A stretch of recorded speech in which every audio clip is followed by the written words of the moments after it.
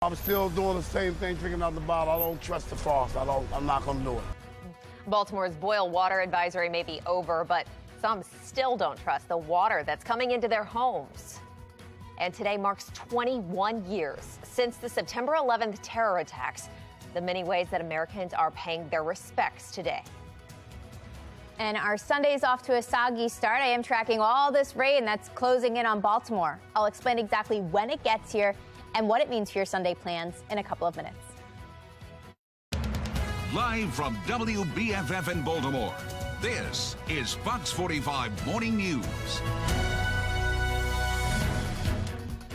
Good morning, and thank you for waking up with us on this Sunday, September 11th. We are starting off gray, cloudy, not any sunshine at all. No even hints of it out there in the sky. I'm Shelley Morman. We do want to get straight to that forecast with meteorologist Amy Aronson, and no help waking up this morning at all. Yeah, not at all. A good morning to sleep in, and this is why. I am tracking a ton of rain that's headed our direction.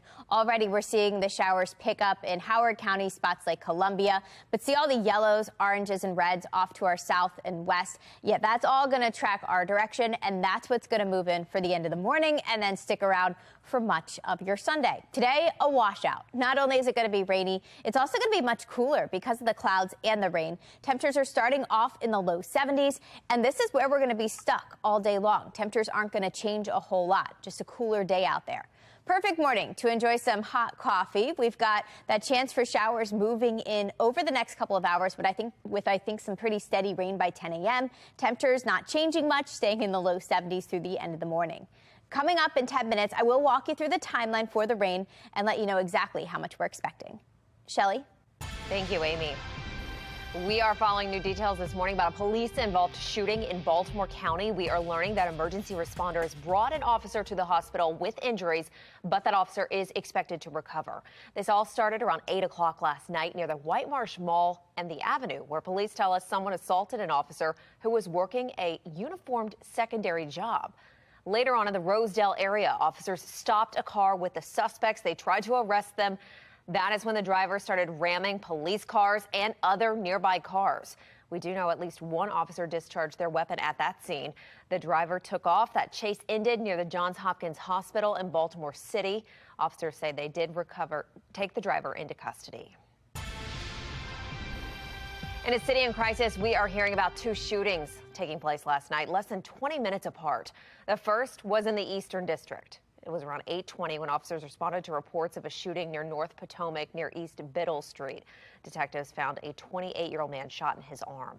Then around 8:40, officers in the Northeast District responded to a shooting on Gunther Avenue near Moravia Road. There they found another man suffering from a gunshot wound. That victim was taken to Johns Hopkins Bayview, where, despite medical efforts, he was pronounced deceased. Anyone with information on either of these shootings is asked to call Metro Crime Stoppers. That number is 1-866-7-LOCK-UP. We turn now to the water crisis in Baltimore. It was the final day for water distribution in Harlem Park after Baltimore's boil water advisory was lifted. Maxine Stryker reports it was busy, as many people tell us, though, they still don't trust the water. This morning we have great news. News came Friday that West Baltimore's boil water advisory was lifted after E. coli was found in the water. No, you can't trust that. But in Harlem Park Saturday, the final day of the city's water distribution, a steady stream of residents all sharing a similar sentiment. I'm still doing the same thing, drinking out the bottle. I don't trust the frost. I'm not going to do it. I'm scared to trust it. While city officials insist the water is now safe to drink, many are weary to give it a try, as the city still hasn't identified the source of the E. coli. Still boiling. Be on the safe side. It'll probably take me a while before I actually just brush my teeth out of the faucet again. Meanwhile, Mayor Brandon Scott is defending his administration's actions. They could have did it a little better. As many are critical of when the Department of Public Works found out about the E. coli contamination and how quickly the agency informed the public. What, they didn't tell us anything what's going on. We questioned the mayor about the communication timeline Friday. There was no misbundling of communication. You weren't here the other day, but we laid that out, that we follow the protocol of how you communicate and how you have to, MD has to say to DPW, yes, you can say this at this time. That was followed. we're going to follow every rule and every regulation. But some city councilmen, including Eric Costello, are demanding accountability, calling for an investigative hearing Thursday. Yeah, it's beyond unacceptable. There's no scenario in which any of that is okay, or in which DPW is tweeting at, 7 in the morning on Labor Day and is not putting out, follow-up communication until 9.5 hours later. Where is the boil water area, boil water advisory? Where is the boil water advisory not? Those things are not okay. Those are the most basic core functions of government, of getting that information out that we failed to do effectively during this crisis. This is far from the first mistake that's come from DPW. In March of this year, state environmental officials came in. They took control of the city-owned Back River wastewater treatment plant in Dundalk. You'll recall some of this video. Residents there complaining about solids that were found floating in Back River. And Fox 45 News has also heard from many residents over the past several years with water bills in the thousands of dollars with no clear reason why. The city has said some people have past due bills, but the majority of residents that we've spoken with point to broken pipes. This brings us to our question of the day. Do you think Mayor Brandon Scott holds city agencies accountable? So far, 98% of you who've responded have said no. You can go to foxbaltimore.com/vote to make your voice heard. Today marks 21 years since the September 11th terror attacks. Nearly 3,000 people died in the 2001 attacks on the World Trade Center, the Pentagon, and aboard Flight 93. This is a live look from New York City and a live look from the Maryland 9/11 Memorial. A commemoration at the National September 11th Memorial and Museum is going to be held today. It starts at 8:30. And the first moment of silence will begin at 8:46 this morning. That is when American Airlines Flight 11 struck the North Tower. When those ceremonies start, we will be bringing them to you live, and we will also listen in to the reading of the names every few minutes once that begins. And there's going to be several events throughout our area today honoring this day. In Howard County at 8:46 a.m., County Executive Calvin Ball, along with Congressman John Sarbanes and other elected officials, is going to gather for a wreath laying at the Centennial Park's Garden of Hope. That garden honors those who died on September 11th. Stay with Fox 45 News all morning. We are going to bring you live coverage when the ceremonies begin and for the first moment of silence. And later in the show, we're going to speak with Brigadier General Janine Burkhead. She's the commander of the Maryland Army National Guard, and she's going to be speaking about the significance of this day and how the Maryland National Guard jumped into action back on September 11th, 2001. 7:07, it's a new era as King Charles III is given authority over England. Plus, we've got the latest information on the funeral plans for Queen Elizabeth II. And here comes the rain. Our latest weather maker arriving in Baltimore today. I'll explain exactly when the heaviest rain gets here and what it means for your outdoor Sunday plans in a couple of minutes. It's 7:08. You're watching Fox 45 Morning News.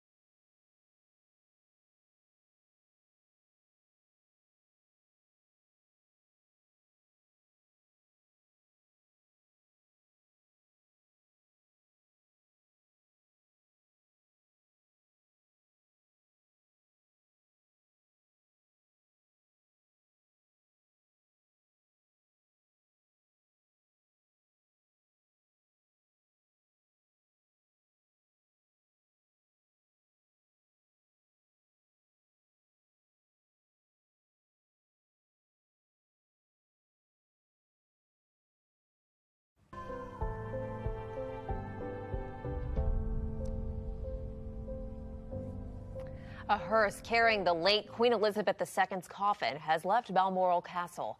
The coffin of the late monarch is beginning a 6-hour journey to Edinburgh today. Crowds are lining parts of that route as the nation is mourning the loss of its longest reigning monarch. Early Sunday morning, flowers and other tributes like a small Paddington bear toy and a hand-drawn picture of the Queen were being piled up outside the gates at Balmoral. And we are learning more about funeral arrangements for Queen Elizabeth II. Her state funeral is going to be held Monday, September 19th at Westminster Abbey in London. And her son, King Charles III, has approved an order declaring the day a public holiday. Elizabeth will lie in state for 4 days at the Houses of Parliament in London. And her 70-year reign as queen lasted since 1952. It's official now. Charles is King of England.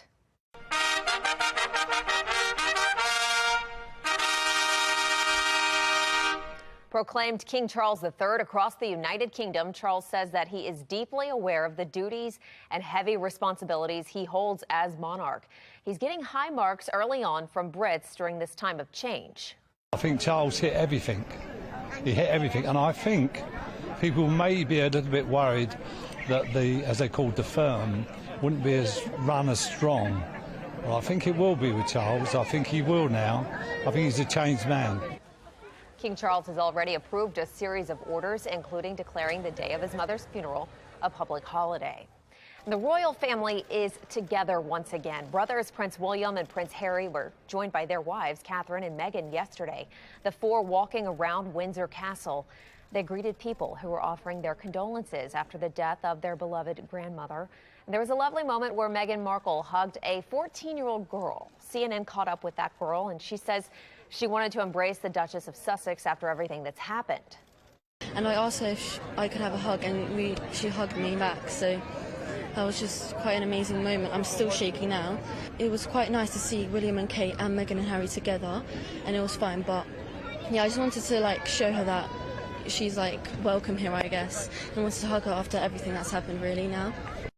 And this is the first time Prince William and Prince Harry have been seen together in public since the Platinum Jubilee celebration in June, where they didn't have any interaction.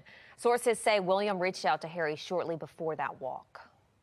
Stay with Fox 45. We're going to have continuing coverage of the Queen's death. You can view a special gallery even of her visit to our area. Just go to foxbaltimore.com.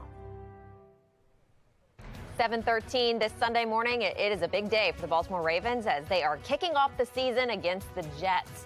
The big matchup between the elite and the MVP. And only 1 out of 3 students getting passing grades in some subjects. Project Baltimore is looking into learning loss in the Baltimore City school system. You're watching Fox 45 Morning News, all local, all morning.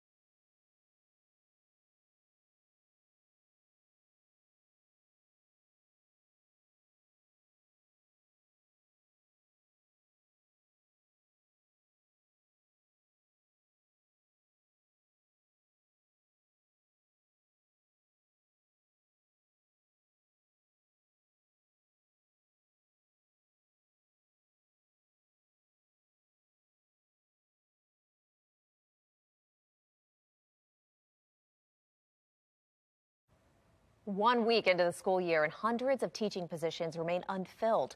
And those teachers who are in the classroom are facing an uphill battle. As Project Baltimore's Chris Pabst explains, the latest state test scores show staggering learning loss that we've yet to recover from.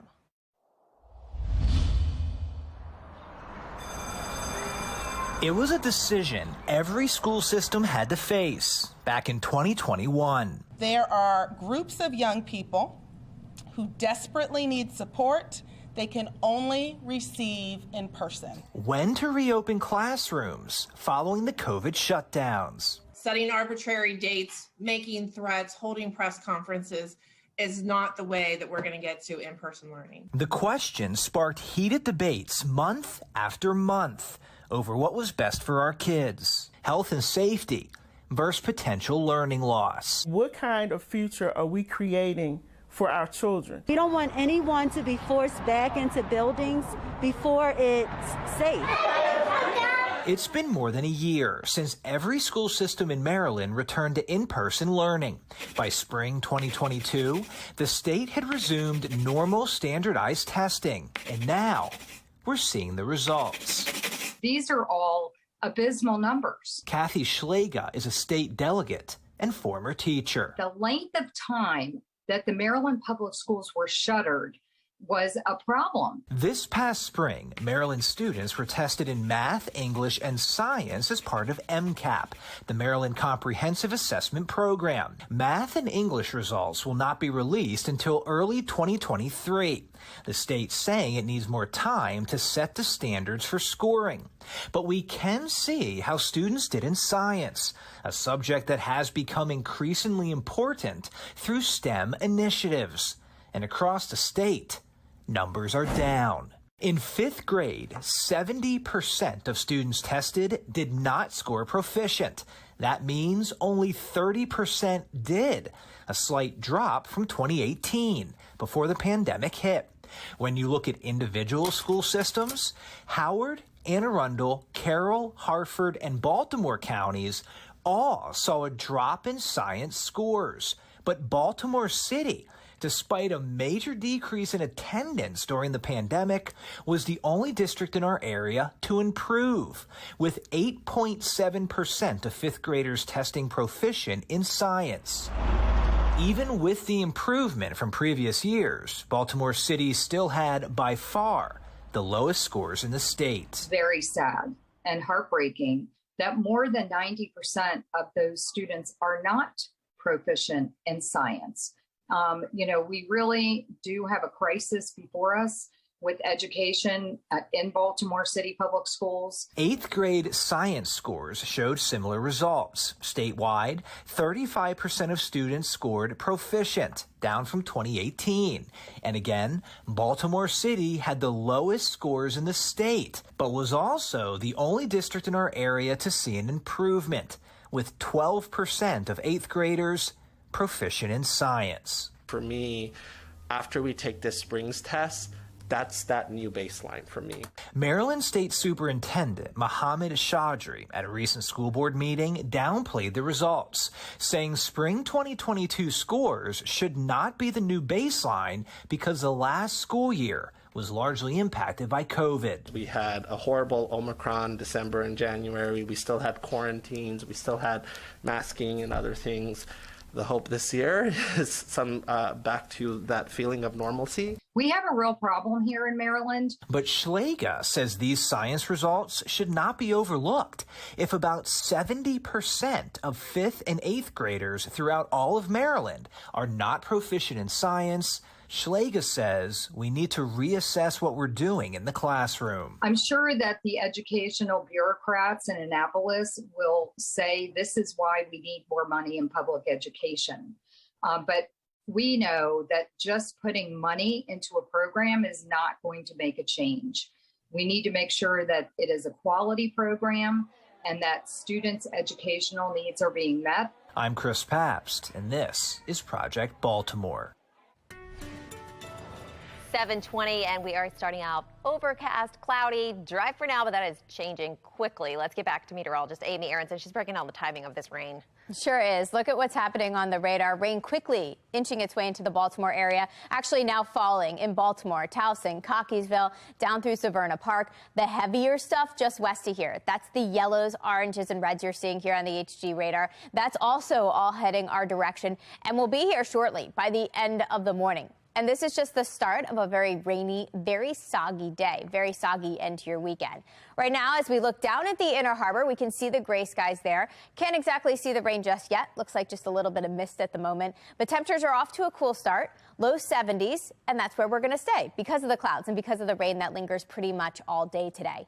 And this is the weather maker to blame. This area of low pressure and its front off to our west, that's slowly going to track eastward. And as that happens, it's going to keep us pretty rainy and unsettled for the next 2 days. So this is all the moisture that's surging our direction today. This is just round one. It's going to come through in multiple rounds. And Future Scan shows that, shows the rain already arriving, shows the heaviest stuff getting here by 10 a.m. this morning. And it lasts through about midday. Right as the Ravens kick off, I think this first round is actually getting out of here, but we're not done with the rain just yet. We'll stay stuck under the clouds for the rest of the afternoon and the evening. And here comes another round of showers and even some thunderstorms that rolls through tonight. Right around 8 o'clock, that pushes through the Baltimore area and lingers overnight. Now, Monday also starts off unsettled, more clouds, not a lot of sunshine. And then we get another round, another broken line of showers and storms Monday evening with the actual cold front. And then that's going to be the end to these unsettled days. In terms of how much rain we're expecting, a good amount. Today alone, about a half an inch up to an inch in some spots. We add Monday into the mix, and you'll notice most locations end up with at least an inch of rainfall from this weather maker. Today, a rainy day. If you're going to be outside, have the umbrella, the rain jacket. Temperatures will be cooler in the low to mid 70s. Tonight, rain sticks around. Plan on more showers, more storms with temperatures stuck in the low 70s. I keep rating your forecast through Monday. Things wrap up early Tuesday, and after that, drier and actually warmer again for the rest of the week. We've got a nice little stretch coming up, a dry stretch that takes us through next Saturday. Shelley? All right. Thank you, Amy. How will City State's Attorney Marilyn Mosby's court case play out? Why one lawyer says not to expect explosive fireworks in the courtroom. And we're feeling pretty and purple today. You should too. We are taking a look at how you are showing your purple passion for the Baltimore Ravens. You're watching Fox 45 Morning News, all local, all morning.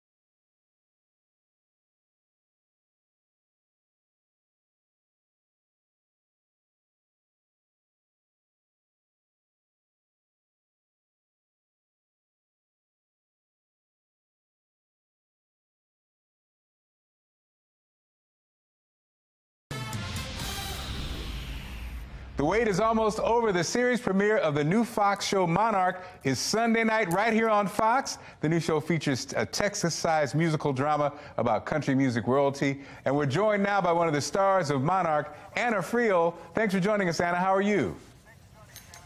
I'm very well. I'm here in New York. Thank you very much for having me. And so you play Nicolette Nikki Roman on the show. Tell us about your character. Nikki is a fighter, I think. Whatever comes in her path, she will and knocks her down. She'll get back up and fight again. I think in essence, she has a really great big heart. She's very defensive of her family. She loves her children deeply. She's a hard worker and a great businesswoman. I love it. So the show centers around a big family with a big secret. Now, can you share anything about that with us? I know you can't, but can you share something? Well, I can't share much because it's a secret. There's so many secrets and twists and turns. It's one of those shows when, if you can't binge watch it, you'll really want to, because I know that's what it was like reading the scripts, thinking, and what are they going to do to them now? But the Romans are a really fun family. I think you're going to want to get to know them. And you're acting alongside some big names: Susan Sarandon, Trace Adkins. What was it like? It was a joy and an honour. It was a dream of mine to work with Susan, and she's everything you could imagine or dream of. She's warm and smart and funny and sexy, and what a privilege to be able to play her daughter. And Trace is a true and a fine gentleman, and he's a really beautiful actor.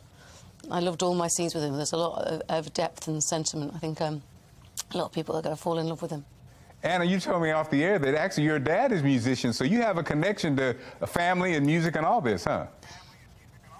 Yeah, I'm from a big Irish family. I was born in England, but my father's Irish, and in our family you either had to play an instrument or sing in order to be able to join in.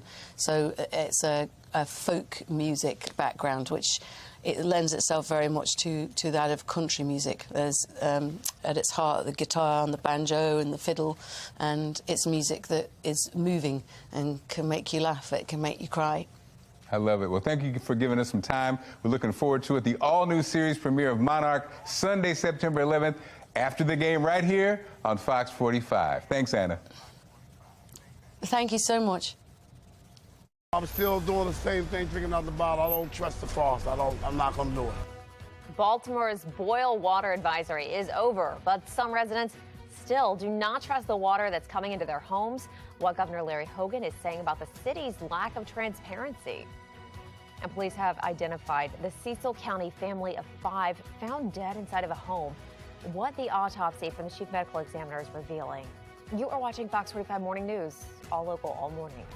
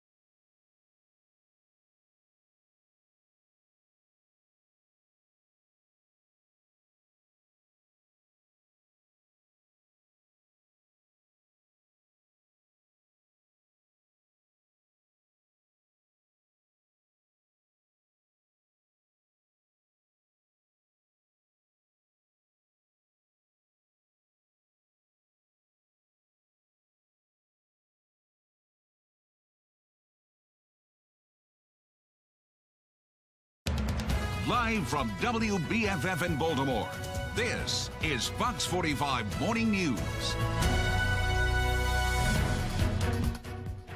Today marks 21 years since the September 11th terror attacks. This is a live look in New York City. This morning, we are going to bring you the national ceremonies as they are starting, and we are also sharing our local remembrances. Thank you for being here on this Sunday morning. I'm Shelley Orman. We want to get straight to your forecast with meteorologist Amy Aronson, and we can sum it up with one word, right? Yeah, rainy. Wet day out there, very soggy. We are looking at rain now, closing in on Baltimore. If I put this radar motion into a 1-hour loop, it's actually quickly rushing into the Baltimore area now. Light rain to start, but some heavier stuff is sitting off to our south and west. That's shaded in the yellows and oranges here on the radar. That's all going to take over shortly. And this is going to be the scene pretty much all day today. Not a great day for outdoor plans. And on top of that, we actually have a lingering coastal flood advisory for Anne Arundel County. That means along the shoreline there, plan on some high water. That actually takes us through late tonight, 10 o'clock tonight.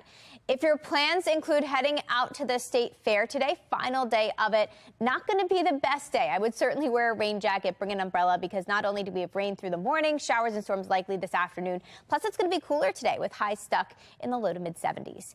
Coming up in 10 minutes, I'll let you know exactly how long the rain's going to stick around and how much we're expecting. Shelley? All right, Amy, thank you.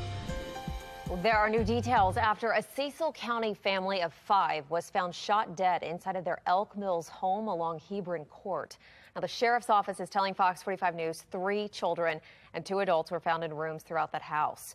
We're told the father called 911 to report his wife and his 3 kids had been killed.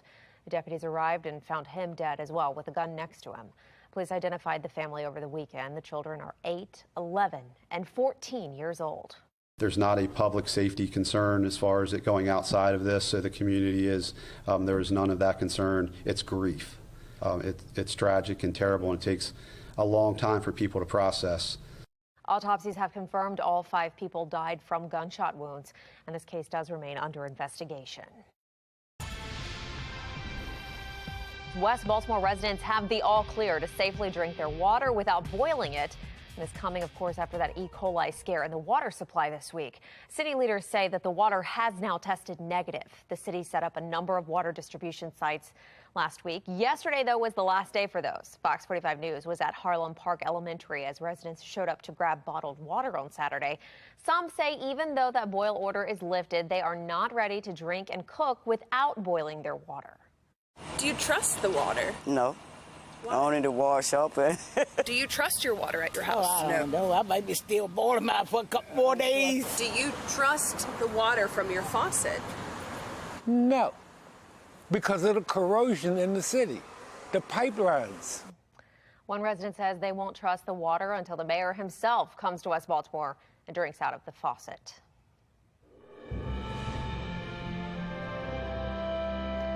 Today, we are honoring and remembering the nearly 3,000 lives lost on September 11th, 2001. This is another live look from New York City this morning and from the Maryland 9/11 Memorial. This morning, Vice President Kamala Harris will attend the commemoration ceremony at the National September 11th Memorial in New York City. President Joe Biden will be laying a wreath at the Pentagon this morning at 8:50. He will then speak at the ceremony at 9:50. First Lady Jill Biden will attend the Flight 93 Memorial in Shanksville, Pennsylvania. There's going to be several events throughout our area marking this anniversary. Midshipmen with the U.S. Naval Academy will be taking part in a run to remember. They will run a flag around the yard on campus continuously from 8:46 this morning until 5:20. Small groups will be running in timed increments. After that run, New York City firefighter Lieutenant John Breen, who served as a first responder on September 11th, will be speaking on his experience that day. He's the uncle of a current midshipman. Stay with Fox 45 News all morning. Again, we will bring you live coverage when the ceremony begins and for the first moment of silence. Later in the show, we're also speaking with Brigadier General Janine Burkhead. She's the commander of the Maryland Army National Guard, and she's going to be speaking with us about the significance of this day and how the Maryland National Guard jumped into action on September 11th, 2001. Don't want to ruin the party, but there's still a few reminders on football and COVID-19 if you are getting together with friends. I'm Liz Bonus. We will share it just ahead. And I am tracking rain today, rain and more storms tomorrow. But come Tuesday, we're finally looking at clouds giving way to some sun. I've got an updated look at exactly what the rain means for the next 2 days in a couple of minutes. It's 7:37. You're watching Fox 45 Morning News.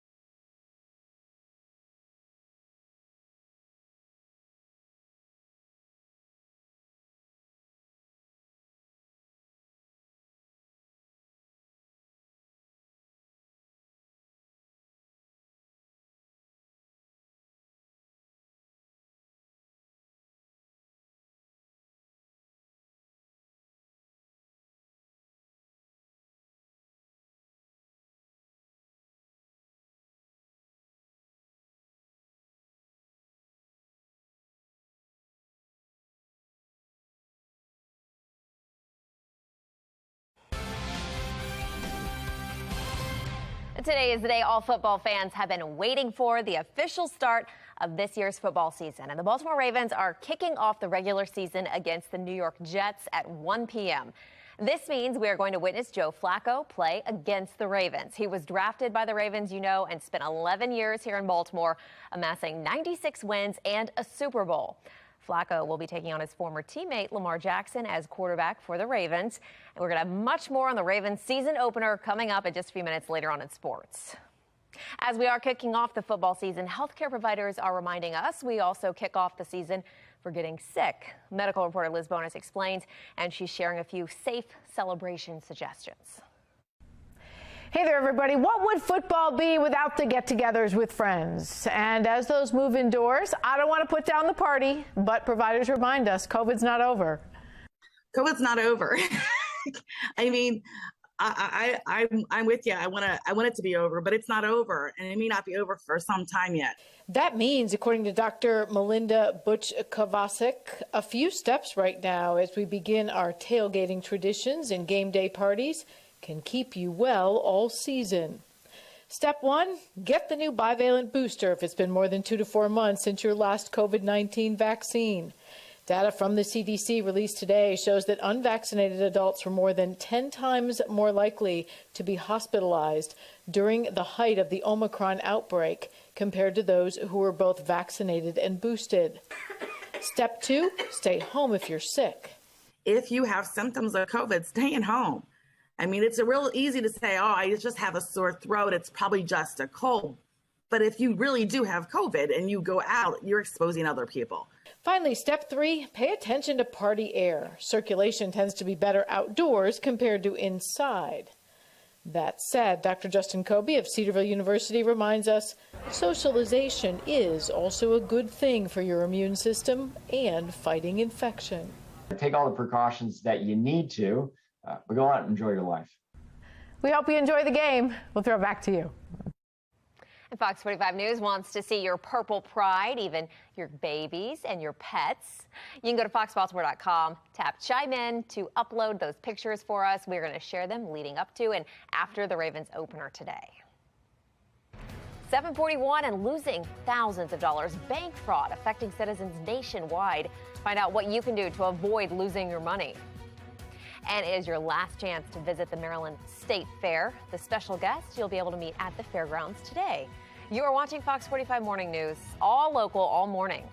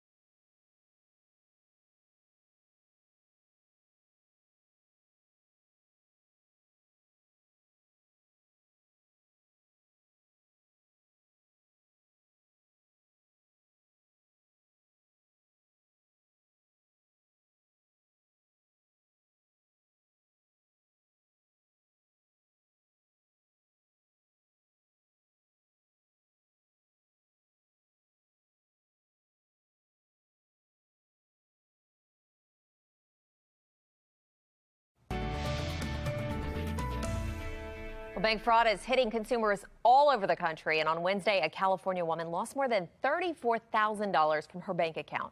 Mayra Franco with our Sinclair sister station in California spoke with the victim and explains what happened. They didn't just take it from me, they took it from my daughter. And that's kind of what hurts the most, because everything that you have is just taken from you. Faith Lee says she was scammed Wednesday and it's cost her tens of thousands of dollars. She says the scammers called her and claimed to be the fraud department from Wells Fargo and that their records showed she had approved a $25,000 transaction from the morning before. They already had all my account information, so they weren't asking any questions that would have help them get into it as they were on the phone with me. She says they walked her through several steps to dispute the claim. Faith tells us they told her if she did not make a duplicate charge of the same amount, then she would lose all the money as it was still pending. After that, and they were saying that there was still hackers that were trying to get into my account and still make charges on my account. So from there, they advised me to move all of my money from my savings account and put it all into my checkings account and go to a different bank location and pull out the rest, because they wouldn't let me take out more at the same location because they have a limit. So she did. She took out the remaining money. She had $9,000. During all of this, she says the claim to be representative told her they were opening up a new account for her as there was suspicious activity on the current one. The bank fraud sent me an email of my new wallet, which would be a Wells Fargo barcode. And once I had scanned that into a different ATM, my money, I could just place it all in there. She says they didn't even ask for her email. They already had it too. After she deposited into what she believed was her new account, that money went straight to the scammers. A total of $34,000 wiped out. It's definitely one of those stories that you're like, this would never happen to me. I'm smarter than that. But they are doing a lot of different tactics and they are getting smart. They are easily getting into bank accounts. And Wells Fargo is investigating her case. And again, if you receive a suspicious email, a text, even a phone call that claims to be from your bank, do not respond and do not click any links. 7:46. Let's get back for a check on the weather with meteorologist Amy Aronson and a look at our very wet Sunday forecast. Good morning. Good morning, Shelley. Yeah, I just switched over to the Towson camera because you can see it's now actively raining there. York Road looking pretty wet this morning. I see lots of folks with their headlights on, as they should be. It's dark, it's dreary, and it's a little soggy out there to start off the second half of your weekend. It's also cool. Temperatures starting off in the low 70s this morning. This is where they're going to stay because of the clouds and because of that ongoing chance for showers all day today. And this all has to do with a weather maker that's off to our west. That's going to be traveling eastward, and it's bringing a lot of moisture with it. Even in advance of it today, we've got this slug of rain heading our way. This batch of showers pushing through now is actually just the start of what's going to be a very wet day. If we take a nice close-up view of the radar, here comes the heavy stuff. It's already arrived in Anne Arundel County and Howard County, and it is traveling towards Baltimore. You get under these yellows and oranges here on the radar, and that's some really soaking rain. And that's going to push through the Baltimore area as we head over the next couple of hours. Future scan shows it perfectly, shows it moving through 10 a.m., actually lingering through at least midday, leading right up to Ravens kickoff. Perfect day to watch a little football inside. We do briefly dry out this afternoon and this evening, but then here comes another round of showers and potentially some thunderstorms at this point. That comes through tonight around 8 o'clock, lasts through late tonight, and actually the showers stick around through Monday morning. Monday starts off overcast, damp and dreary again, and we still have some more rain on the way Monday. Now, Monday is a little warmer. We get back into the low 80s, but then here comes this broken line of showers and storms associated with the actual cold front. That rolls through here Monday evening, right as your Monday evening drive is actually wrapping up. And then showers will linger through late Monday night before we start to dry things out. Now, for Monday, we actually come with a marginal risk for severe weather, too. That's a 1 out of 5 on our threat level scale. It is a lower threat, but it means any storm that develops tomorrow could produce some damaging winds.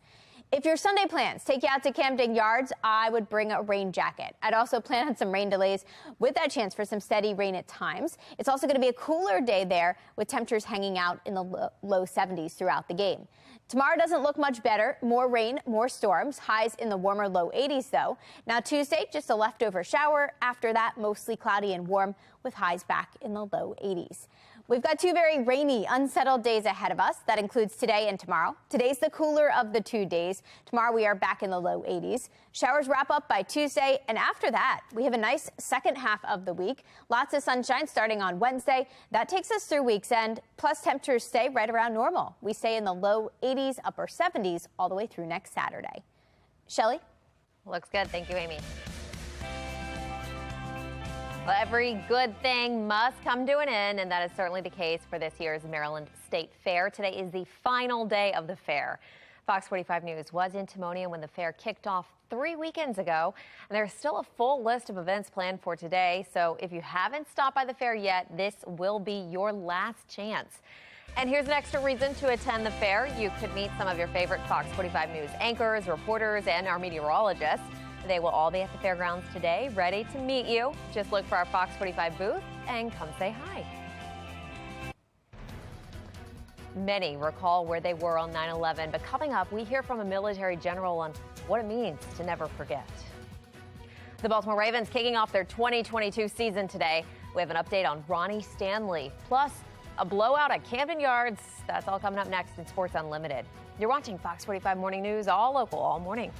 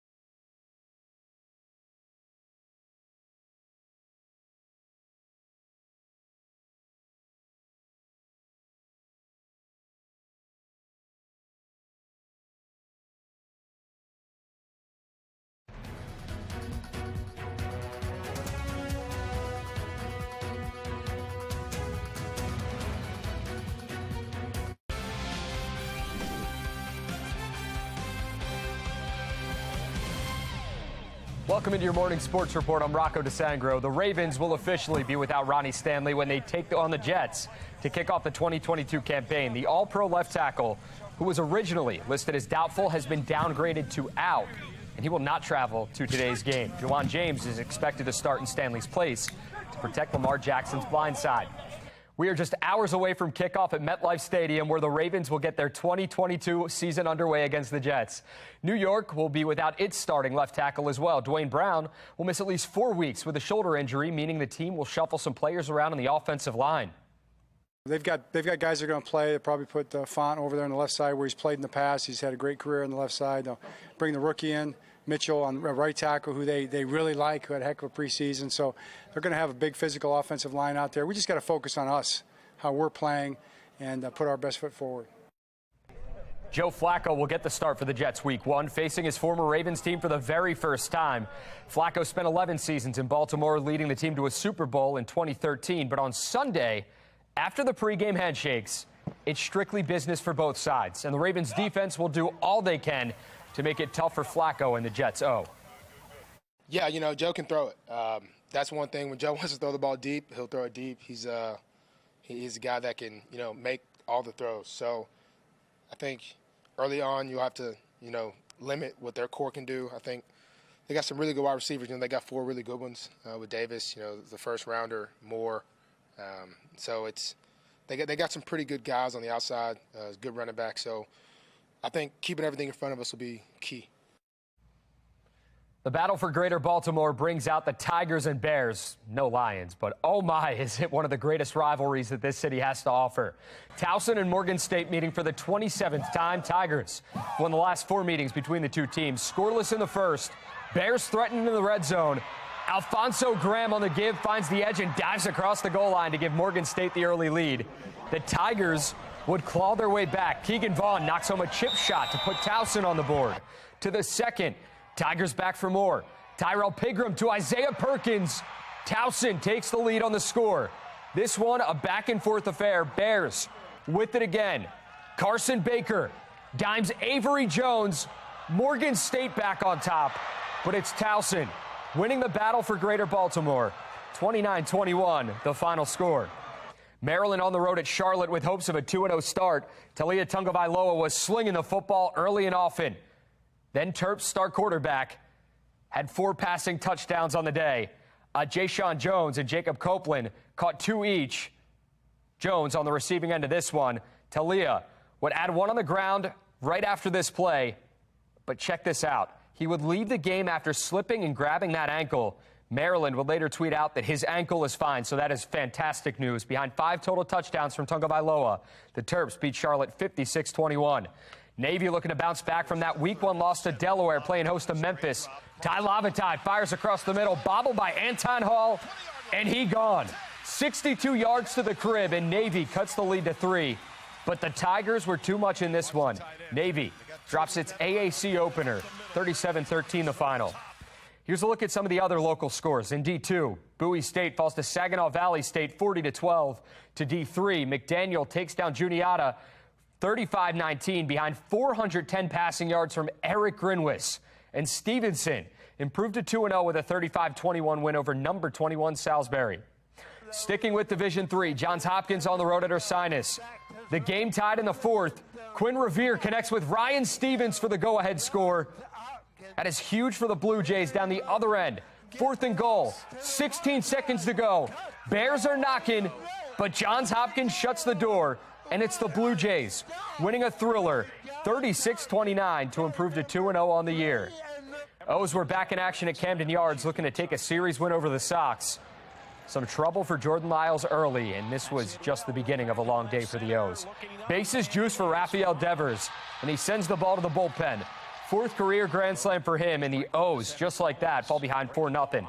Cedric Mullins would give the Birds some life in the 3rd with a solo shot to right. That's his 14th of the year. But in the 5th, 1 on for Christian Arroyo, and that makes it a 10-1 game. It got so bad that Ryan McKenna, a position player, pitched in the 9th for the Orioles.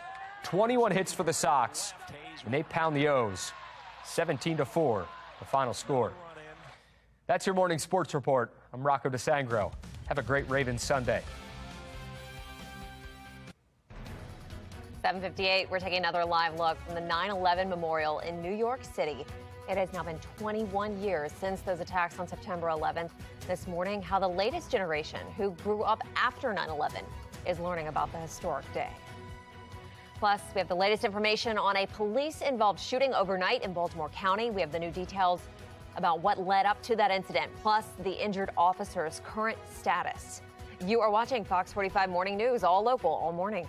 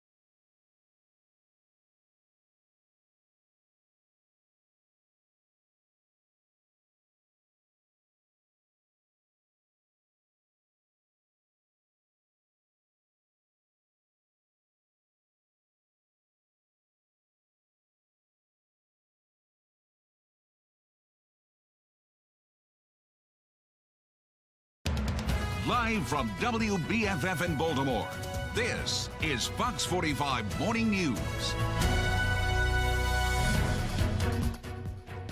Never forget. Today marks 21 years since the September 11th terror attacks. This morning, we're taking you live to the sites of the attacks all morning as Americans are remembering this somber day. Thank you for being here with us on this Sunday morning. I'm Shelley Orman.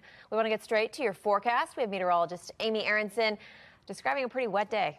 Doesn't look pretty out there, that's for sure. Starting off with the radar shows the heavy rain actually pushing through Baltimore right now, little earlier than initially anticipated, but it is here. Very soggy start to the day. We've got steady rain coming down from Baltimore County into Baltimore City, actually back through Howard County and then down into Anne Arundel County. That means everybody's dealing with this. If you're heading out to run some Sunday errands, maybe head to the grocery store, umbrella and rain jacket, a great idea. Temperatures are also off to a cool start, and they'll stay pretty cool because of the clouds and the rain. Low 70s to begin.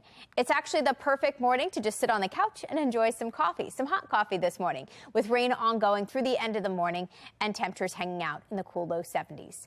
Coming up in 10 minutes, I'll let you know exactly how long this rain sticks around and what it means for the rest of your weekend plans. Shelley? Thank you, Amy. We have new details this morning about a police-involved shooting in Baltimore County. We are learning that emergency responders brought an officer to the hospital with injuries, but that officer is expected to recover. This all started around 8 o'clock last night near the White Marsh Mall and the Avenue. Police tell us someone assaulted an officer who was working a uniformed secondary job. Later on in the Rosedale area, officers stopped a car with the suspects and tried to arrest them. That is when the driver started ramming police cars and other nearby cars. We know at least one officer discharged their weapon at that scene. The driver took off The chase ended near the Johns Hopkins Hospital in Baltimore City. Police say officers did take that driver into custody.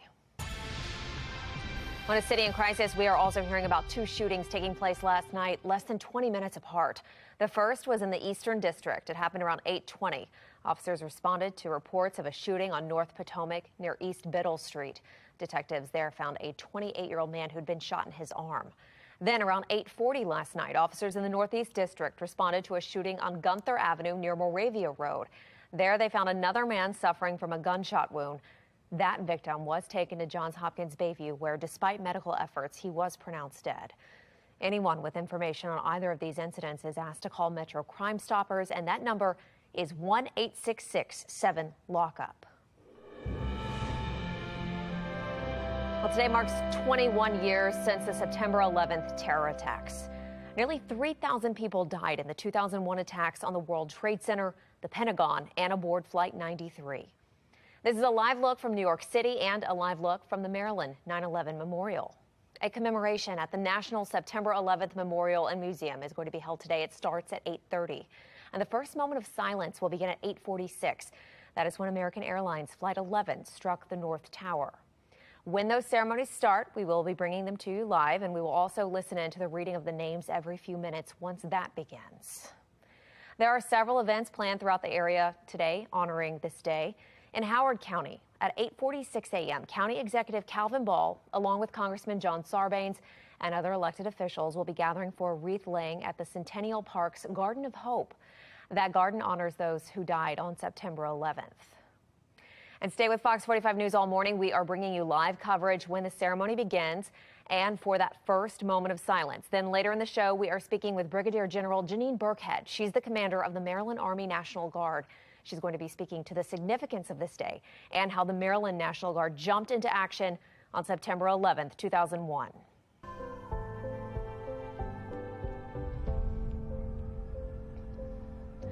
A hearse carrying the late Queen Elizabeth II's coffin has left Balmoral Castle this morning.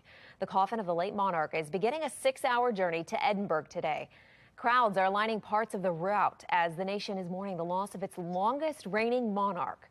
Early this morning, flowers and other tributes like a small Paddington bear toy and a hand-drawn picture of the Queen were piling up outside the gates of Balmoral. Well, we are learning more about the funeral arrangements for Queen Elizabeth II. Her state funeral is going to be held Monday, September 19th. It's at Westminster Abbey in London.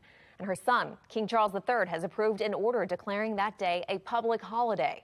Elizabeth will lie in state for 4 days at the Houses of Parliament in London, and her 70-year reign as Queen lasted since 1952. It is official. Charles is now King of England.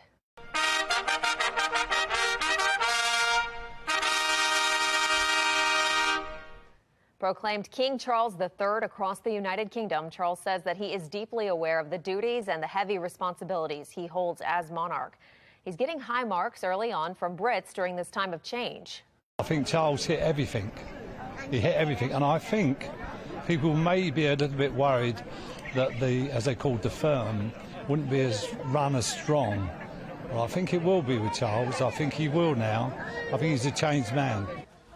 Well, King Charles has already approved a series of orders, and that includes declaring the day of his mother's funeral a public holiday. Stay with Fox 45 as we have continuing coverage on the Queen's death. You can view a special gallery when she visited our area. Just head to foxbaltimore.com. 8:07 still to come. How will City State's Attorney Marilyn Mosby's court case play out? Why one lawyer says don't expect explosive fireworks in the courtroom. And some pretty steady rain is moving through the Baltimore area right now. I'll explain exactly how long this lasts and what to expect for the rest of the day in a couple of minutes. It's 8:07. You're watching Fox 45 Morning News.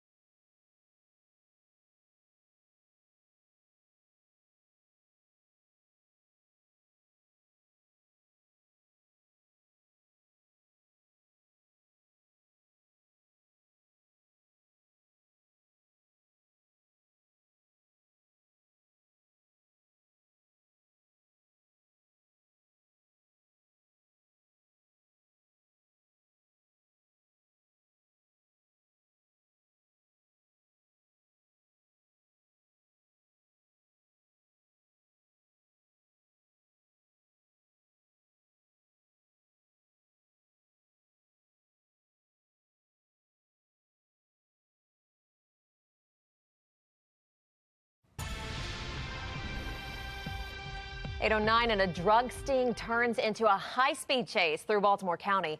Now federal authorities have joined the search for a fugitive who is wanted in the multi-state narcotics ring. Alexa Ashwell has this week's Maryland's Most Wanted. Authorities say this man helped pump drugs into local communities throughout the greater Baltimore region. Joseph Parker is wanted on drug trafficking charges.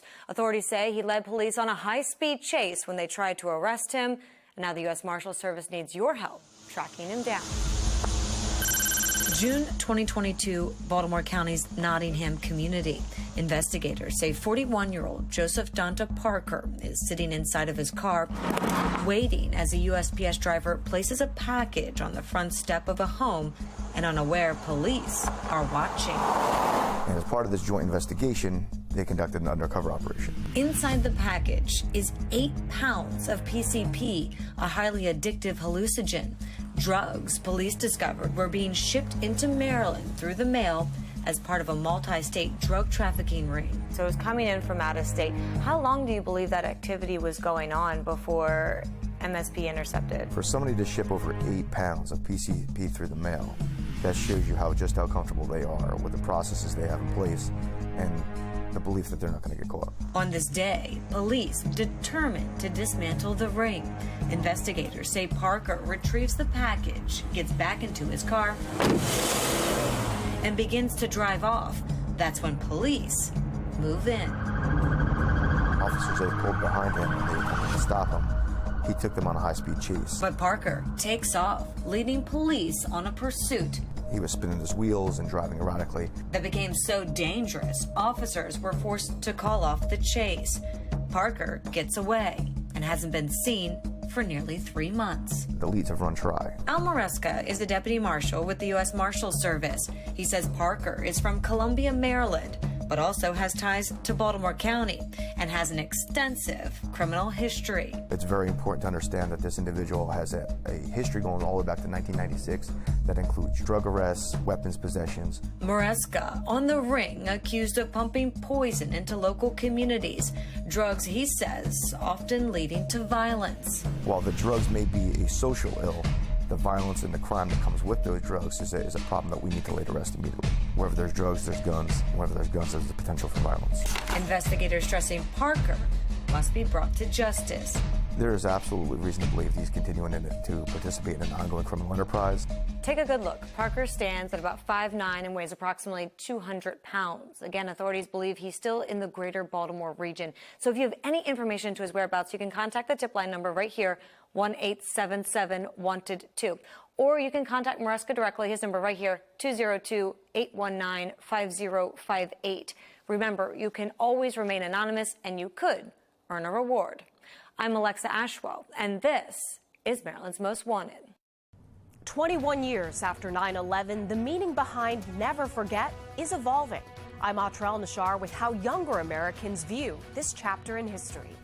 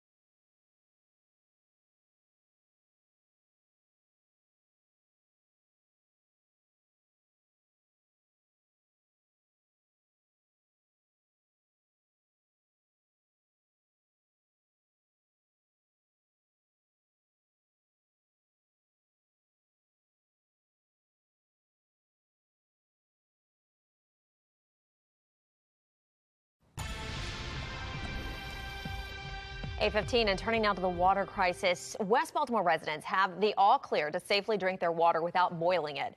This coming, of course, after that E. coli scare in the water supply last week. City leaders say the water has now tested negative, but the city set up a number of water distribution sites last week. Yesterday was the last day for those. Fox 45 News was at the Harlem Park Elementary School as residents showed up there to grab some bottled water. Some say even though that boil order has been lifted, they're not ready to drink and cook without boiling their water. Do you trust the water? No. I only to wash up. Do you trust your water at your house? I don't know. I might be still boiling mine for a couple more days. Do you trust the water from your faucet? No. Because of the corrosion in the city, the pipelines. One resident even telling us they won't trust the water until the mayor himself comes to West Baltimore and drinks out of the faucet. Fox 45 has been covering all angles of the water crisis. And this morning, we're joined live by Towson professor Dr. Richard Vatz. He's a professor of rhetoric and communication at the university. Good morning. Thank you for joining us. Morning. Thanks for having me.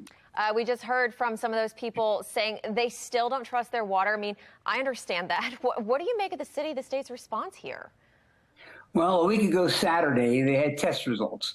On Sunday, these were confirmed. And on Monday, they gave a communication around 7:40 saying that all is well. And then there was nothing for 9 hours. How in the world could you have nothing for 9 hours? And the response of the city, and this Monica Lewis, who was the spokesperson for the mayor, she says the mayor Scott followed all the rules. And she always says that the DPW was in alignment with requirements from the Maryland Department of the Environment. This continual protect yourself, and the assumption that because she gives a half-hearted apology, that stands for Mayor Scott. What Mayor Scott should have done was say, listen, we made some big mistakes and we're not going to make these in the future. I mean, this is really an administration that is all about protecting themselves from criticism and not addressing the problems for which they are responsible. If I were a Baltimore citizen, I would not feel good about using the water for a good time now. And I do want to ask you, we just put that statement up. We did get a statement earlier last week on behalf of Mayor Scott saying that he regrets not telling the public earlier. In some of the press conferences, he was defensive, saying that they did follow all the protocols. So what do you think of the statement and then that press conference, what we're hearing? Well, I mean, the press conference that I saw was completely self-congratulatory. Why in the world would they think it's appropriate to congratulate each other at a time in which people are very nervous? They're nervous about their kids. E. coli is dangerous to adults, but it's particularly dangerous to kids. And they say that, boy, unless we get reports, that means it's not occurring. Well, that doesn't mean it's not occurring. There are some people that don't report these things. So it's just really a tone-deaf response in which their primary goal appears to be to say, we're not responsible. It's not we who did this stuff. And I think that they've really got to take responsibility, and they don't take responsibility for many of the problems in Baltimore City. And something else many others concerned about, of course, crime in the city.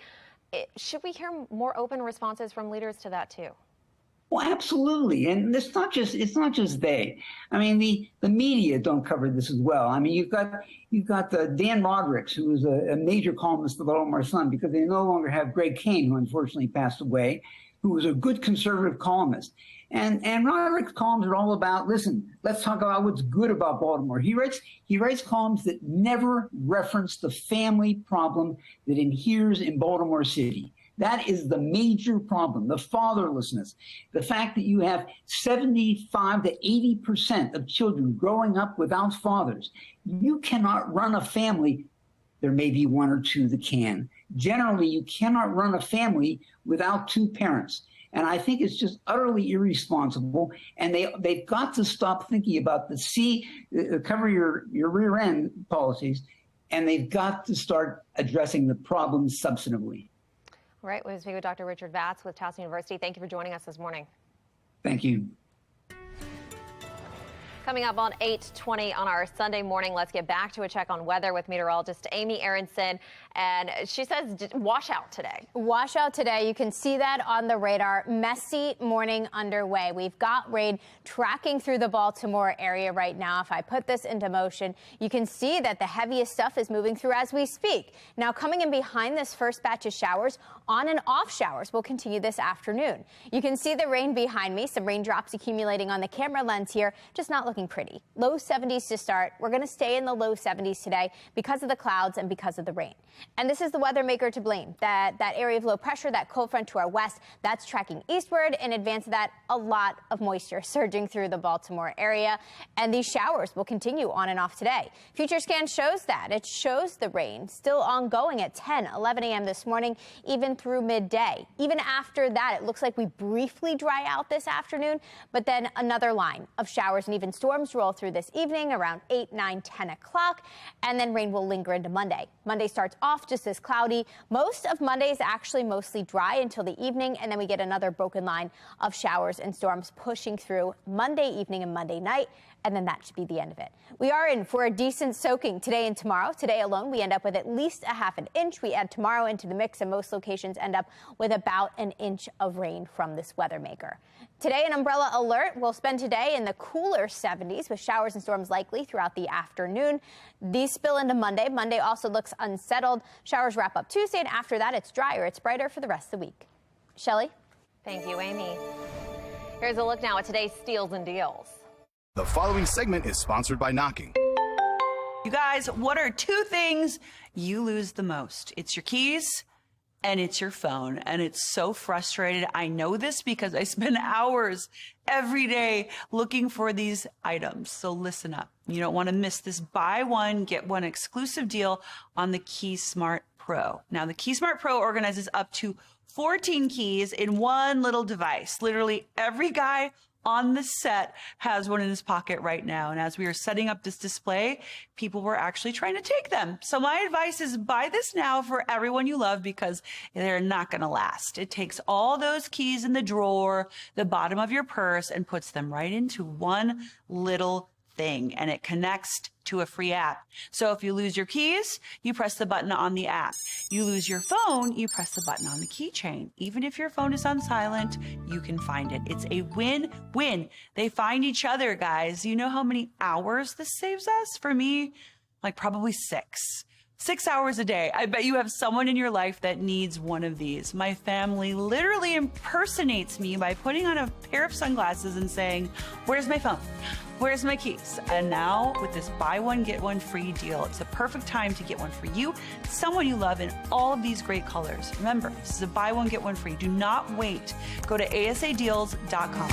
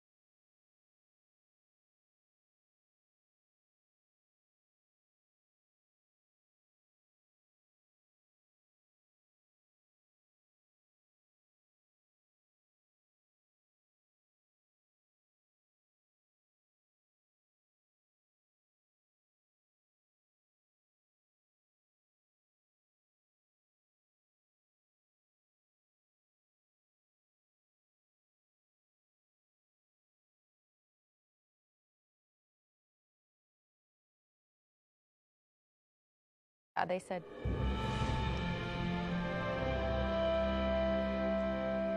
Well, today marks 21 years since the attacks on September 11th. Nearly 3,000 people died at the World Trade Center, the Pentagon, and on Flight 93. You can see some of the people gathering for this morning's ceremonies.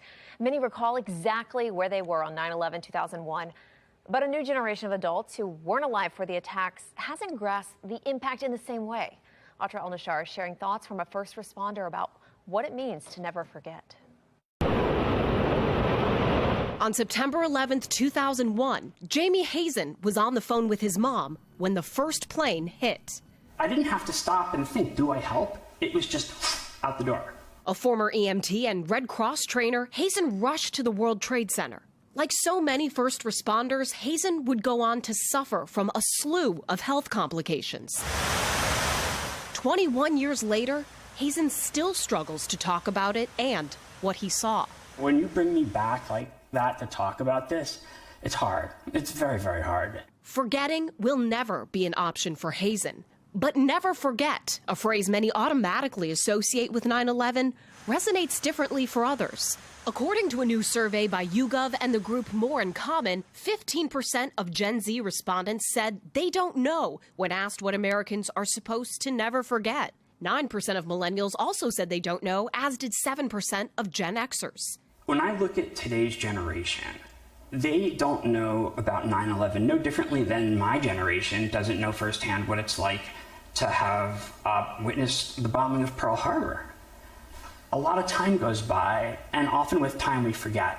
But the most popular answer to what Americans should never forget are the victims and their families and the sacrifices of first responders on and after 9/11. The survey also finds Gen Zs and millennials are significantly less likely than older generations to describe post-9/11 America as patriotic or united. But one undeniable moment of global unity weighs especially heavy this week. We are told that at the request of the Queen, the Coldstream Guards Band played the Star-Spangled Banner. Let's listen.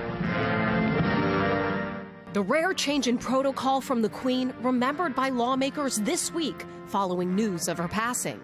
The coming days sure to resurface grief, but also recollections of unity and service. In Washington, I'm Atra El-Nashar reporting.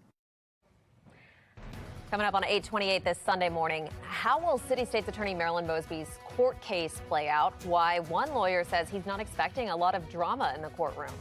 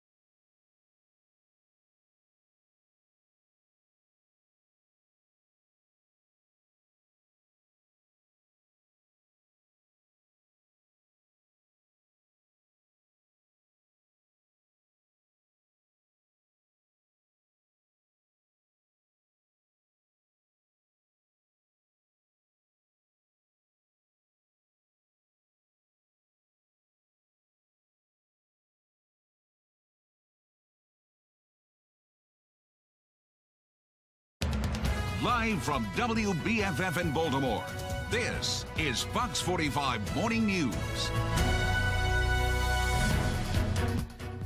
We are taking another live look this morning as the annual ceremony remembering 9/11 is beginning in New York City. Today, of course, marking 21 years since those deadly attacks. We want to thank you for joining us on this Sunday, September 11th. I'm Shelley Orman. Let's get straight to your forecast. We have meteorologist Amy Aronson tracking a lot of wet weather. Yeah, a lot of rain moving in very quickly to our area. We've got all this stuff pushing through the Baltimore area. Actually, right now, steady rain at times. Even as this first batch of showers pushes out of here, we are still tracking more rain off to our south and west. That's going to continue to fill in and just make for a really soggy Sunday. We've also got a coastal flood advisory for Anne Arundel County up until late tonight, up until 10 o'clock. So be prepared for some high water in the low-lying and shoreline areas there. If your Sunday plans take you out to the State Fair, not going to be a great day for it. I would certainly bring the rain gear. Not only do we have steady rain this morning, we have more showers, more storms as we get into the midday and afternoon hours with some cooler temperatures and temperatures stuck in the 70s today. Now, coming up in 10 minutes, I will walk you through an updated timeline of the showers and the storms for the next couple of days and let you know exactly when this whole weather maker is going to move out of here. Shelley? Thank you, Amy. Back to our coverage of this anniversary of 9/11. Happening right now, the September 11th remembrance ceremony is just about to get underway. Once this begins, we will be listening into that for a minute with you. Right now, again, this marks 21 years since terror attacks claimed thousands of American lives, wounded many others. It forever changed our country. Many, of course, spending this day remembering, reflecting, and we're joined live right now with Maryland Army National Guard, the commander of the National Guard, Brigadier General Janine Burkhead. Thank you so much for coming in. Thank you. Good morning. Thanks for having me. I can't believe it's been 21 years. I know. I can't believe it either. And just reflecting on that day, I was near Fort Meade and we're watching the television. And we were just all in shock. And I just learned that I was pregnant, and I was just sick to my stomach. And I waited a while before launching to go home. The road was empty, it was silent, no planes in the air. And yes, it was really surreal. And Maryland, of course, being so close to D.C., a lot of National Guard members responded to the Pentagon. Can you share what that response was like, too? So, I'm so proud of the citizen soldier. We had our 115th Military Police Battalion who deployed to the Pentagon to support the first responders to ensure security there. We had our Air National Guard who was ready within hours to take first responders to New York, medical support. And then in the coming days, we were on duty for days after that in support of operations. Nonstop. Nonstop. And you guys, you're used to quickly deploying, mobilizing in times of crisis, but 9/11 was different. It was. It was different. You know, when you reflect on the Americans that lost their lives in the Trade Center, they were just going to work just like we were, just like we were every day. Then on a moment's notice, we had to put on our uniforms and we had to be strong for the nation. And it's really important to realize how the National Guard comes together with the Coast Guard, with the Air Force, with the Marines. We all came together that day, the police, the firefighters, all our first responders to respond to that. And then, 21 years later, we're stronger for it. I was going to ask you, what stands out the most to you over these 21 years about how our country's changed? Yes. Well, I would be I'd have to reflect on the soldiers who have served in the global war on terrorism for the last 20 years. We've lost over 7,000 lives and service members in support of global war on terrorism. But I would also say that the way that Americans and the United States and the 93 different citizens in different countries lost their lives in the World Trade Center. 93 nations, were represented there, and so we have come together as a country, and that makes us stronger. And regardless of what's happening in the world, today we remember and we reflect and we stand in solidarity around what happened. And how are you going to be remembering today too? I'm going to be remembering today by reflecting again on the soldiers that we personally lost in the Maryland National Guard. We did lose 5 soldiers, and we did lose one to an actual incident in Afghanistan. So I'll reflect and think about them, and also want to thank the different citizen soldiers for how they've served, and also continue to remind people about what today means. Sure. I mean, we think about those we lost that day, and then those we lost from responding to that day, too. Exactly. That's exactly right. We are having troubles recruiting now. And so I think today's an important day to make sure that we remind young people about why we serve and how important it is, whether it's in a uniform like mine or whether it's the police or whether it's a firefighter, how important it is to give back and why we do it. And today's a perfect day to do that. Well, thank you so much, and You're thank welcome. you for joining us. We appreciate You're it. welcome. Thanks for having me. 8:35 now, and after months of delays, deliberations, Marilyn Mosby's criminal trial is now right around the corner. The city's top attorney is fighting 4 federal charges. Rebecca Pryor spoke with a former city prosecutor about this case, and she's looking at how things could play out in court. We're going to trial. The long-awaited trial of Baltimore City State's Attorney Marilyn Mosby now just over a week away. She faces up to 70 years behind bars for 4 federal charges, including 2 counts of perjury and 2 counts of lying on a mortgage application. A pre-trial hearing held Wednesday previewing what's up for debate. A judge ultimately ruling the prosecution can discuss how Mosby spent the nearly $90,000 she withdrew from her retirement, citing COVID-19 related financial hardship.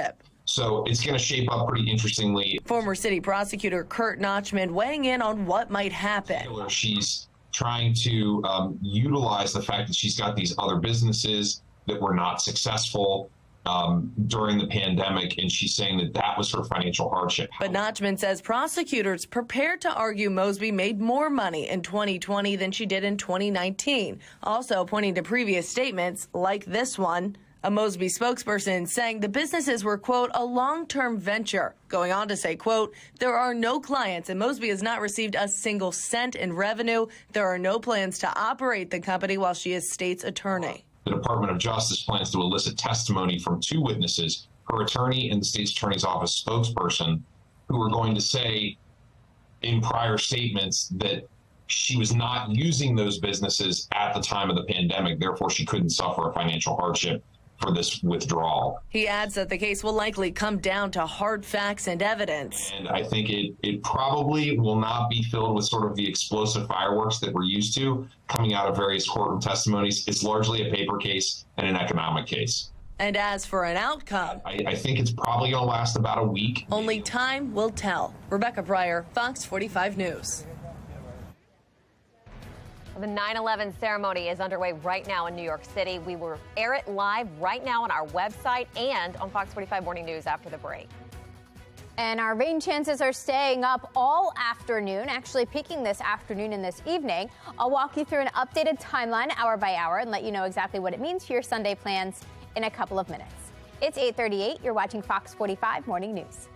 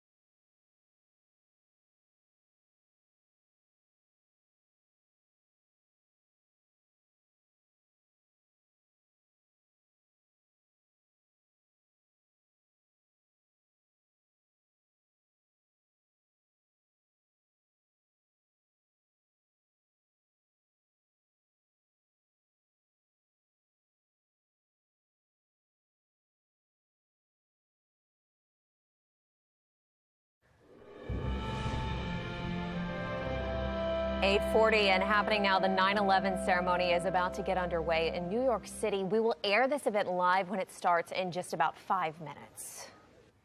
And there are several events throughout our area marking this anniversary. Midshipmen with the U.S. Naval Academy are taking part in a run to remember. They will run a flag around the yard on campus continuously from 8:46 this morning until 5:20.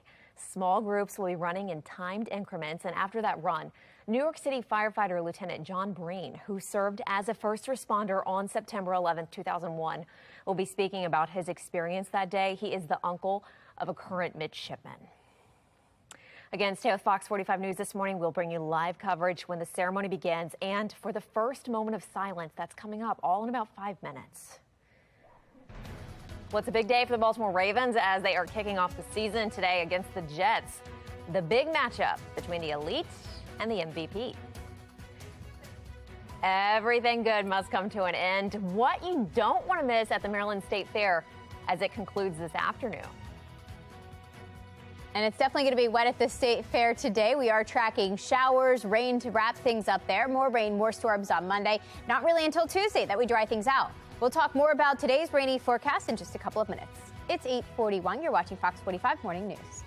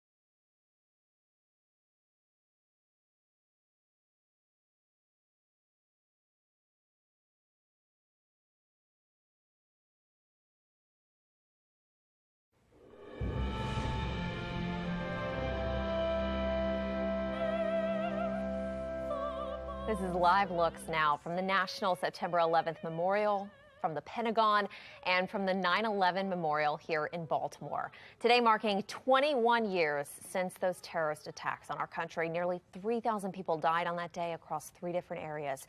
Communities around the country are marking today with candlelight vigils, interfaith services, and many other commemorations. Some Americans are joining in volunteer projects on a day that's federally recognized as both Patriot Day and a national day of service and remembrance.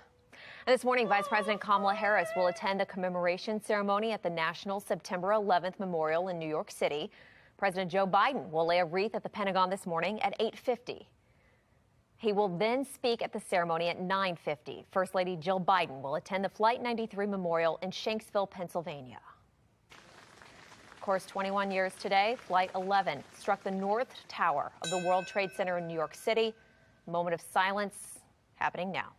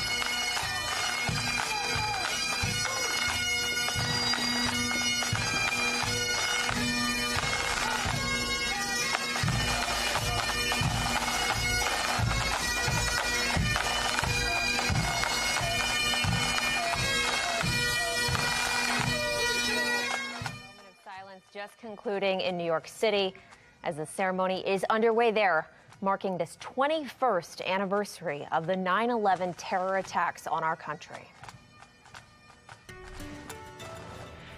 8:47. Let's get back for a check on our weather here at home. We have meteorologist Amy Aronson tracking all you need to know about the rain today. You can see it behind me now, falling in Towson, making for a very wet scene there. I actually don't see a lot of folks out and about this morning. Looking down at York Road, looks pretty quiet, looks pretty empty. A very soggy start to your Sunday, and a cool one. Upper 60s, low 70s this morning because of the clouds, because of the rain. Rain's going to continue to track through as we head through much of the day. And this weather maker out here is actually to blame. That cold front's going to slowly track eastward, and in advance of that, we're seeing a lot of moisture. One batch of showers pushing through right now, with more to come as the day continues. You can see some green filling in here behind that first batch of showers, and that's going to be the story today. On and off showers. We've got the heaviest rain right now just north and east of Baltimore, up through Edgewood along 95, heading into Bel Air. But then just south of that, we're seeing another batch starting to develop south of the city in spots like Columbia, down through Severna Park. That's also tracking northeastward. What I think we're going to see is additional rounds of showers and even some storms later today. Looks like that chance for steady rain will take us through at least midday, at least through kickoff for the Ravens game, where things I think are actually also going to be soggy up in New York for that. We are looking at some breaks in the rain this afternoon, this evening, but another round of scattered showers and even some storms comes through right around 8, 9 o'clock tonight and lingers through late tonight. Monday morning looks like it starts off overcast and dry. Good news for your drive into school or work tomorrow morning. But as we head through the afternoon and evening, we see another round of scattered showers and even some storms develop. This will be around 7 o'clock on Monday evening and taking us through Monday night. Because of that, Storm Prediction Center actually puts most of Maryland under a marginal risk for severe weather tomorrow. This is due to the potential for some strong to severe storms. Main concern would be damaging wind gusts. If you're headed out to the O's game today, not going to be pretty. I would pack the rain gear. You're going to need it. You might also face some rain delays with the potential for steady rain and temperatures staying in the low 70s. Quick look ahead shows rain will be moving out by Tuesday, but today and tomorrow look pretty unsettled. We'll take a look ahead at exactly when we dry out in our full 7-day forecast in a couple of minutes. Shelley? All right, Amy, thank you. Well, today is the day football fans have been waiting for, the official start of this year's football season. The Baltimore Ravens are kicking off the regular season against the New York Jets at 1 p.m. This means we are going to witness Joe Flacco play against the Ravens. He was drafted by the Ravens, of course. He spent 11 years here in Baltimore, amassing 96 wins and a Super Bowl. Flacco will be taking on his former teammate Lamar Jackson as quarterback for the Ravens. Sports reporter Rocco DeSangro has more on the Ravens' first regular season game in your morning sports.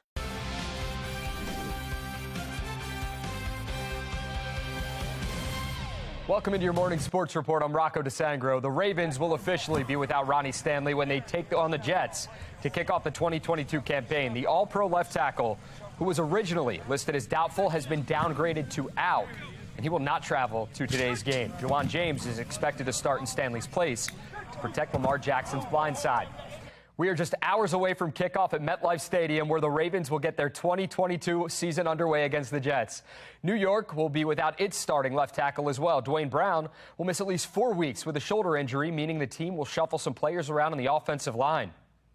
They've got guys that are going to play. They'll probably put Font over there on the left side where he's played in the past. He's had a great career on the left side. They'll bring the rookie in, Mitchell on right tackle, who they really like, who had a heck of a preseason. So they're going to have a big physical offensive line out there. We just got to focus on us, how we're playing, and put our best foot forward.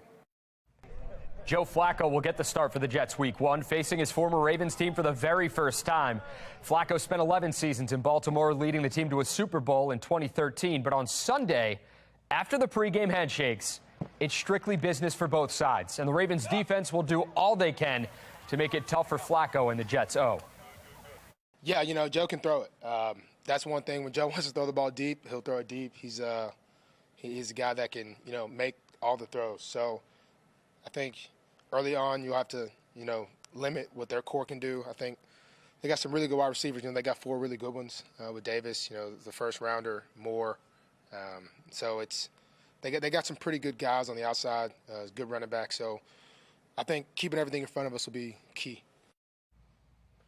The battle for Greater Baltimore brings out the Tigers and Bears. No Lions, but oh my, is it one of the greatest rivalries that this city has to offer. Towson and Morgan State meeting for the 27th time. Tigers won the last 4 meetings between the two teams. Scoreless in the first. Bears threatened in the red zone. Alfonso Graham on the give, finds the edge and dives across the goal line to give Morgan State the early lead. The Tigers would claw their way back. Keegan Vaughn knocks home a chip shot to put Towson on the board. To the second, Tigers back for more. Tyrell Pigram to Isaiah Perkins. Towson takes the lead on the score.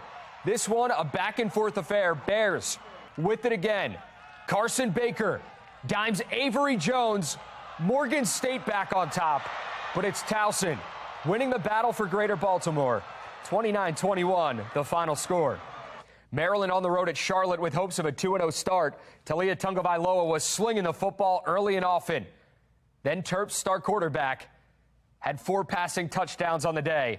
Jayshon Jones and Jacob Copeland caught 2 each. Jones on the receiving end of this one. Talia would add 1 on the ground right after this play. But check this out. He would leave the game after slipping and grabbing that ankle. Maryland would later tweet out that his ankle is fine, so that is fantastic news. Behind 5 total touchdowns from Tungavailoa, the Terps beat Charlotte 56-21. Navy looking to bounce back from that Week 1 loss to Delaware, playing host to Memphis. Ty Lavatai fires across the middle, bobbled by Anton Hall, and he gone. 62 yards to the crib, and Navy cuts the lead to 3. But the Tigers were too much in this one. Navy drops its AAC opener, 37-13 the final. Here's a look at some of the other local scores. In D2, Bowie State falls to Saginaw Valley State 40-12. To D3, McDaniel takes down Juniata 35-19 behind 410 passing yards from Eric Grinwis. And Stevenson improved to 2-0 with a 35-21 win over number 21 Salisbury. Sticking with Division III, Johns Hopkins on the road at Ursinus. The game tied in the 4th. Quinn Revere connects with Ryan Stevens for the go-ahead score. That is huge for the Blue Jays down the other end. 4th and goal, 16 seconds to go. Bears are knocking, but Johns Hopkins shuts the door, and it's the Blue Jays winning a thriller, 36-29 to improve to 2-0 on the year. O's were back in action at Camden Yards, looking to take a series win over the Sox. Some trouble for Jordan Lyles early, and this was just the beginning of a long day for the O's. Bases juice for Rafael Devers, and he sends the ball to the bullpen. 4th career grand slam for him, and the O's, just like that, fall behind 4-0. Cedric Mullins would give the Birds some life in the 3rd with a solo shot to right. That's his 14th of the year. But in the 5th, 1 on for Christian Arroyo, and that makes it a 10-1 game. It got so bad that Ryan McKenna, a position player, pitched in the 9th for the Orioles. 21 hits for the Sox, and they pound the O's 17-4, the final score. That's your morning sports report. I'm Rocco DeSangro. Have a great Ravens Sunday.